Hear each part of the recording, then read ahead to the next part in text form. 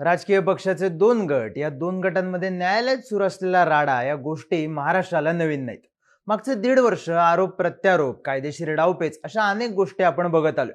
पण मंगळवारी 9 जानेवारीला एका पक्षाच्या दोन गटांमध्ये रस्त्यावर राडा झाला. दोन्ही गटाचे कार्यकर्ते एकमेकांच्या मागे धावत होते, तोडफोड करत होते आणि आपापल्या नेत्यांवर टीका करत होते. हे सगळं घडत होतं मुंबईत आणि केंद्रस्थानी असलेला पक्ष होता महाराष्ट्र नवनिर्माण सेना.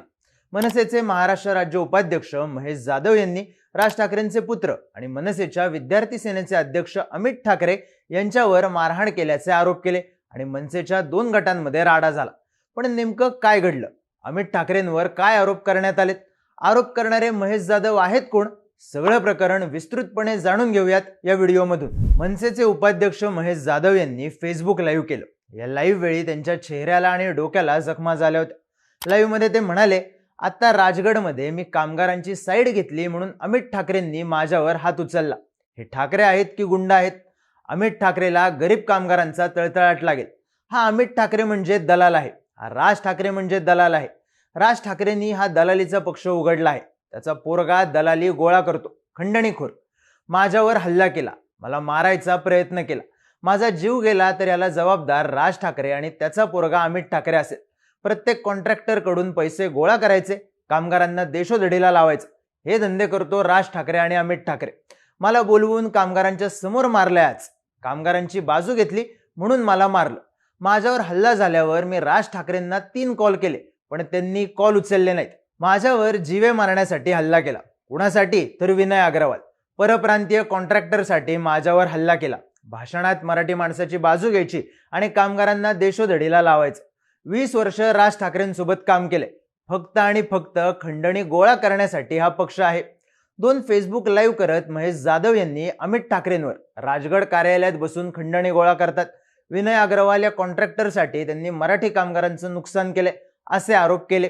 सोबतच आपण पक्षाचा राजीनामा देण्याची तयारी दर्शवली होती. राजगड कार्यालयात काही माथाडी कामगारांसोबत गेलो तेव्हा अमित ठाकरेंनी आपलं म्हणणं ऐकून न घेता शिवीगाळ केली आणि अवजड वस्तूनं मारहाण केली, ज्यात आपल्याला 6 टाके पडले असा आरोपही जाधव यांनी केला. पण या आरोपांनंतर चर्चेत आलेले महेश जाधव नेमके आहेत कोण? तर मनसेत कामगार प्रश्नांसाठी लढणारं नाव म्हणून महेश जाधव प्रसिद्ध आहेत. अनेक वर्षांपासून त्यांच्याकडे मनसेच्या कामगार विभागाची जबाबदारी आहे. मनसेनं त्यांना काही वर्षांपूर्वीच राज्य उपाध्यक्ष पदाची धुरा देखील दिली होती. मुंबई, नवी मुंबई भागातल्या कामगारांमध्ये महेश जाधव लोकप्रिय आहेत. मराठी कामगार सेना या संघटनेचं अध्यक्षपद त्यांच्याकडे आहे. काही वर्षांपूर्वीच मराठी कामगार सेना ही संघटना मनसेसोबत संलग्न झाली होती.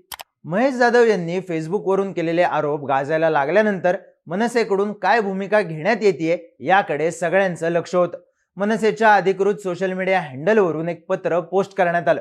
त्यात सांगण्यात आलं की पक्षाध्यक्ष राज ठाकरेंच्या आदेशानुसार मराठी कामगार सेना या संघटनेची आणि संघटनेच्या सगळ्या पदाधिकाऱ्यांची पक्षातून हकालपट्टी करण्यात येत आहे.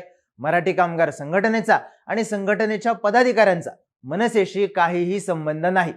त्यानंतर मनसेचे नेते संदीप देशपांडे यांनी अमित ठाकरे यांच्यावरचे आरोप खोटे आहेत आणि जर महेश जाधव यांच्याकडे पुरावे असतील तर त्यांनी पोलिसांमध्ये तक्रार करावी असं माध्यमांशी बोलताना सांगितलं. तर मनसेचे प्रवक्ते योगेश चिले यांनी माध्यमांशी बोलताना महेश जाधव यांच्यावरच आरोप केले. ते म्हणाले, महेश जाधव यांच्या संदर्भात अनेक तक्रारी कामगारांकडून आल्या होत्या. मराठी कामगार सेनेच्या नावाखाली त्यांनी खंडणी मागितली अशी पत्रही काही बिल्डर्स आणि व्यावसायिक यांच्या मार्फत राजगड कार्यालयात पोहोचली होती. त्यांना राजगडावर कामगारांच्या मागणीवरूनच बोलवलं होतं. अमित ठाकरेंशी बोलताना ते आक्रमक झाले. तेव्हा कामगारांनी त्यांच्यावर हल्ला केला. तेव्हा अमित ठाकरे मध्ये पडले आणि जाधव यांना कामगारांपासून वाचवलं. कामगारांमध्येच 2 गट पडले आहेत.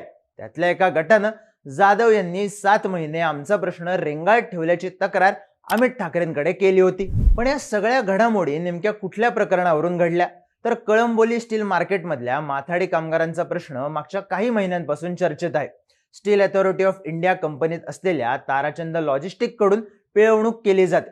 त्याच्यामुळे 17,000ची वॅगिन फक्त 1700 रुपये मिळत आहे असा आरोप या कामगारांनी केला होता. त्या संदर्भात न्याय मिळण्यासाठी या कामगारांनी महेश जाधव यांच्या मराठी कामगार सेनेकडे दाद मागितली. याच संदर्भात महेश जाधव यांनी आंदोलनही केलं होतं. कामगारांच्या म्हणण्यानुसार कंपनीच्या विनय अग्रवाल यांनी महेश जाधव यांना कामगार संघटना आणि मालकांच्या बैठकीला उपस्थित राहू नको असं सांगितलं होतं. त्यानंतर मनसे पक्षानं महेश जाधव यांना प्रत्येक नेत्याला प्रभाग वाटून दिले आहेत. ही कंपनी तुझ्या प्रभागात येत नाही, मग तू कशाला लक्ष घालतोय, अशी विचारणा केल्याचा आरोपही कामगारांनी केला. महेश जाधव यांच्यासोबत असलेल्या माथाडी कामगारांनी राजगड कार्यालयात अमित ठाकरे आणि त्यांच्या सहकाऱ्यांनी महेश जाधव यांना मारहाण केली आणि आम्हालाही दगडविटांनी मारलं असा आरोप केला. हे सगळं घडल्यानंतर मनसेच्या 2 गटात राडा झाला.